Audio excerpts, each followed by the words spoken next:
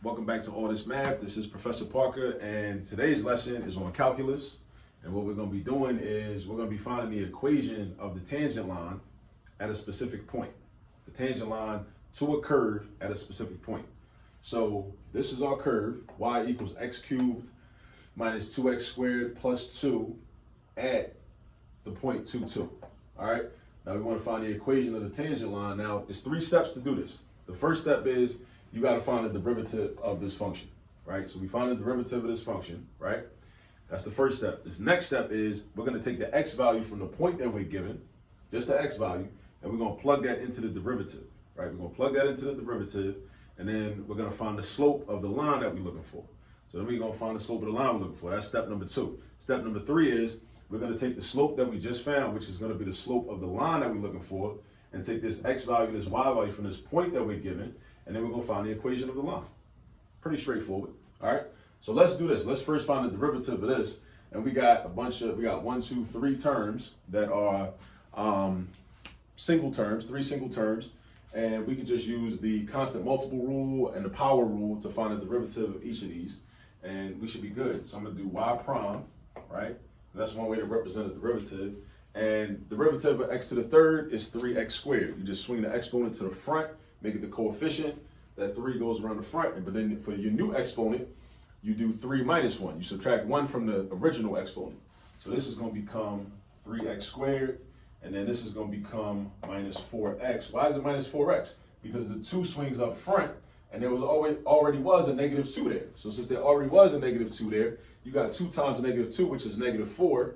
And then you do 2 take away 1, which is 1. So now you got x to the first power.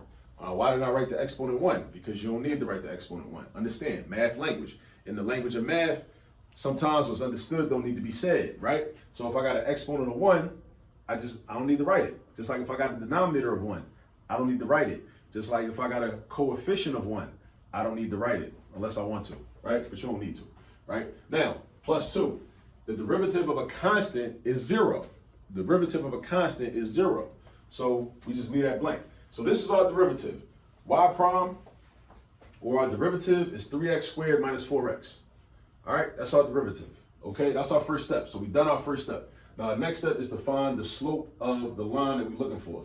The way we find that is we substitute in this x value into this derivative. So we got m, I'm gonna just use m to represent it. M equals 3 times 2 squared. Where did this 2 come from? Right here. It's the x value. It's the x value, right, from the point. And then I got minus 4 times 2, right? So now we just use the order of operations. That's all we're doing, order of operations. So we're going to use the exponent first. 2 times 2 is 4. Then we're going to do 3 times 4, which gives us 12, right? And then we got 4 times 2, which is 8, right? So now I got 12 minus 8, which is 4. All right, so that's my slope. That's the slope of the line that I'm looking for. It's 4, all right? So then what I'm going to do is now it's time to find our equation. This is our slope, or our m. This is our x. This is our y. Well, really our x1 and our y1, technically. All right? Especially because I'm about to use the point slope form. You know what I'm saying? A lot of people don't like the point slope form. I don't really like the point slope form in most situations. But when I'm doing this specific exercise, I like using it for some reason. I don't even know why.